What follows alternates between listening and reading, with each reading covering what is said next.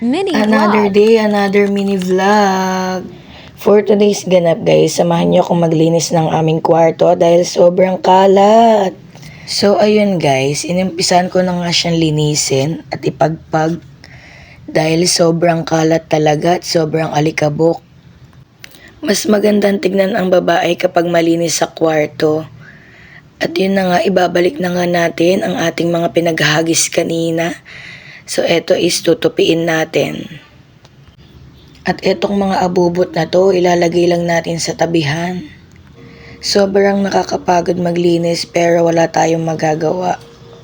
Dito nga ay inumpisan ko ng maghugas ng plato. Since dalawa lang naman kami ng partner ko, so dalawang plato lang.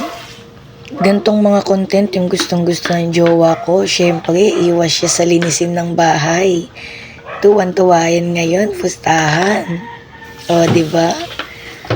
Sure ako kung nanonood siya ngayon ay abot ngiti ang kanyang tuwa.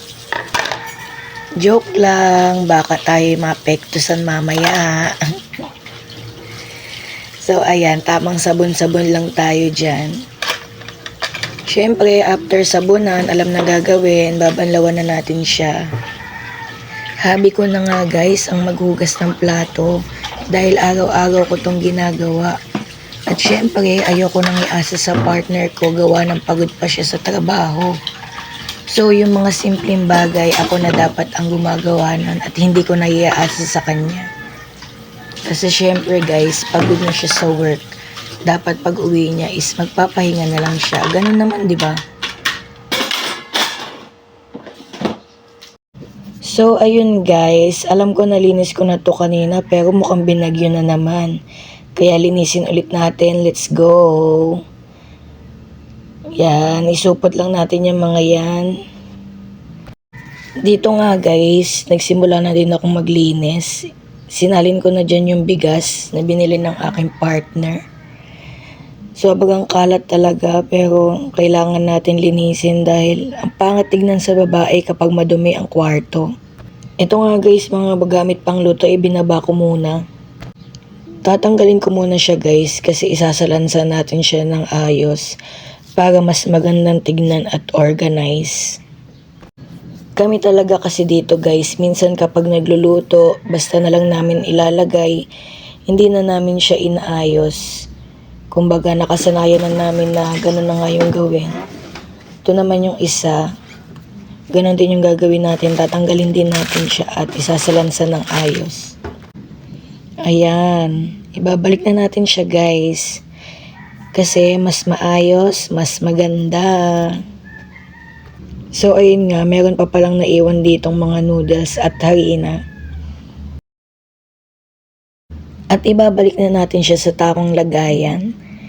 Siyempre, kailangan punasan muna natin para matanggal yung alikabok.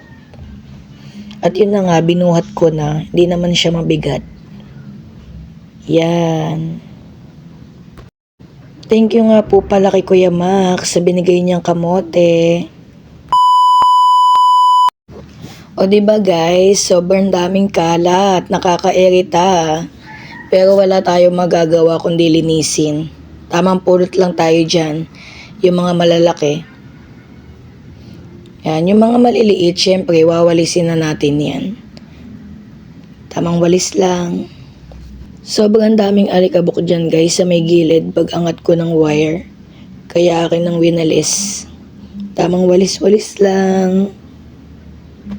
Dito nga malapit na akong matapos kaya sobrang saya. Ito na ang final look. O diba guys, ang ganda na niyan tignan dahil ang ayos-ayos na. O mas organized na. Di mo kaya. Sobrang gandang tignan guys pag malinis ang kwarto. Wala nang hugasin. Thank you for watching.